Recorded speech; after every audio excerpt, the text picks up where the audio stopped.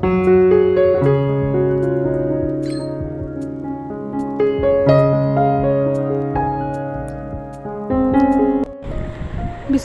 রহমানির রহিম। একদম নাস্তা বানানো থেকে আজকে ভিডিওটি শুরু করেছি। সকালের নাস্তায় কম বেশি আমাদের রুটি পরোটা এইসবই থাকে। তো আমার মনে হয় যে এই নাস্তাগুলো বেশিরভাগ মানুষই করে থাকে, আর কম ভাগ মানুষই দেখা যায় যে ভাত বা খিচুড়ি এই ধরনের নাস্তাগুলো করে। তো যাই হোক, তো আমারও কিন্তু এই যে রুটি বা পরোটা এগুলো কিন্তু আমার খুব বেশি ভালো লাগে।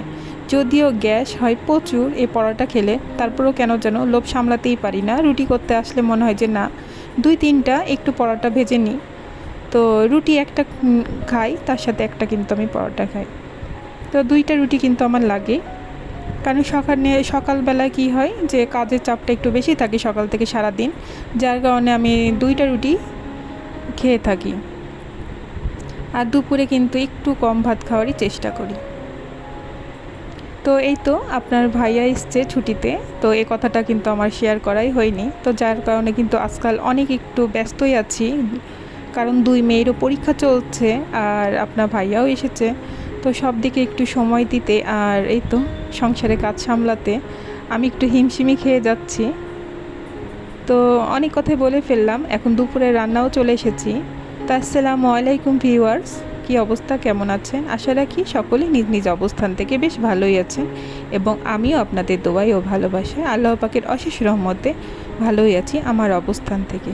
তা আমি দ্য স্টেডি ব্লগ থেকে নতুন আরও একটি ভিডিও নিয়ে আপনাদের মাঝে চলে এলাম। তো আমি কিন্তু আজকে দুপুরে বিরিয়ানি রান্না করব। তো গরুর মাংসটা কিন্তু আমি ম্যারিনেট করেই রেখেছিলাম।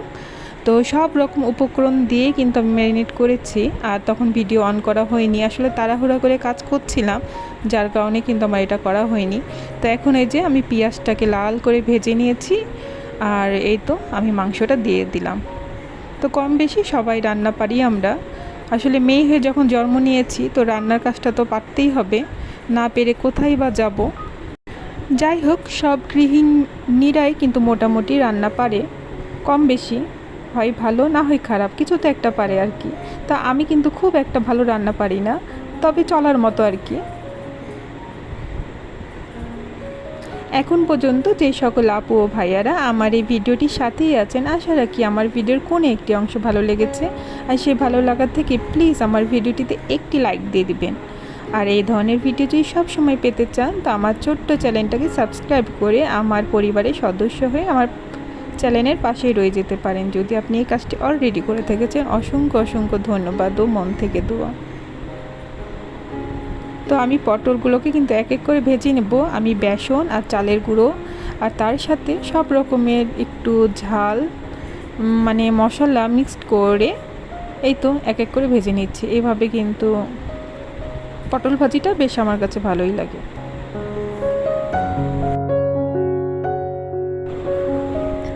তো আজকে সারাদিনটাই প্রায় রান্নাঘরেই পার করেছি, কারণ এই যে একের পর এক একটার পর একটা রান্না বান্নার আয়োজন। তো ঘরের আনুষঙ্গিক কাজগুলো কিন্তু এখন তেমন একটা করা হচ্ছে না, কারণ এই যে রান্নাঘর সামলাতে গেলে কিন্তু বাইরের কাজগুলোতে সময় দেওয়া সম্ভব হয় না। রান্না করতে করতে কিছু গল্প করা যাক আমার প্রিয় আপু ও আন্টি বা ভাইয়া সব রকম দর্শকদের সাথে। তো আসলে শান্তি আমাদের জীবনে কারোই নেই। তো আমরা সব সময় সব রকম অবস্থাতে কেন যেন অশান্তি একটা মানে ফিল করি মন থেকে।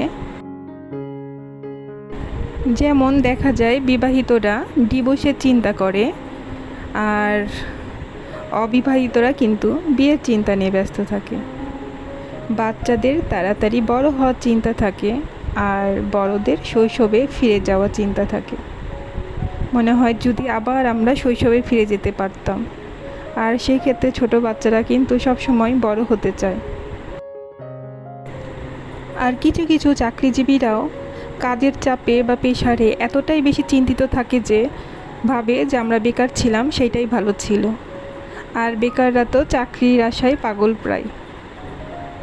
তো গরিবদেরও যেমন বড়লোক হওয়ার চিন্তা বেশি, আর বড়লোকদের কিন্তু শান্তির খোঁজে ক্লান্ত। তারা ভাবে যে যদি এত টাকা পয়সা না থেকে যদি একটু শান্তি থাকতো, সেটাই মনে হয় আমাদের জন্য ভালো হতো।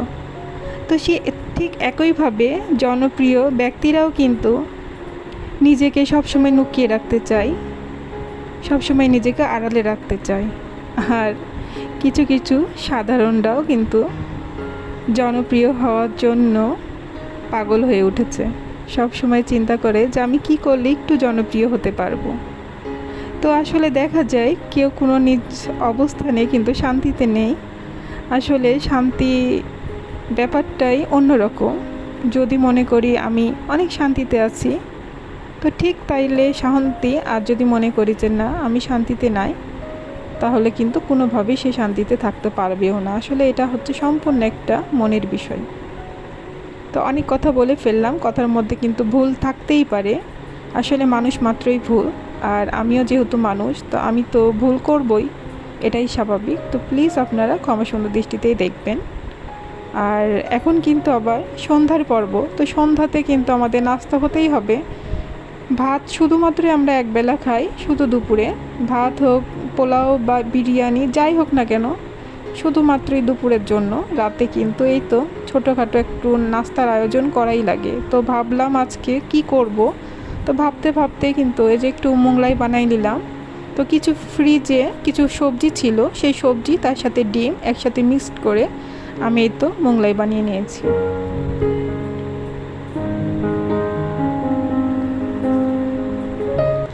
একে একে কিন্তু আমি সব মোগলাইকে আমি সুন্দর করে ভেজে নিয়েছি, এপাট ওপাট করে। আসলে সব কিন্তু ভিডিও আকারে তুলে ধরা যায় না, একদম ভিডিও কিন্তু লং হয়ে যায়। তো আমি কিন্তু একদম সব মোগলাই বানাই নিয়েছি, আর এই তো আমি ডাইনিংয়ে পরিবেশন করে নিয়েছি। তো এখন কিন্তু একদম ভিডিও শেষ প্রান্তেই চলে এসেছি। সকলেই ভালো থাকবেন, সুস্থ থাকবেন এবং আমাদের জন্য দোয়া রাখবেন। আসসালামু আলাইকুম, আল্লাহ হাফেজ।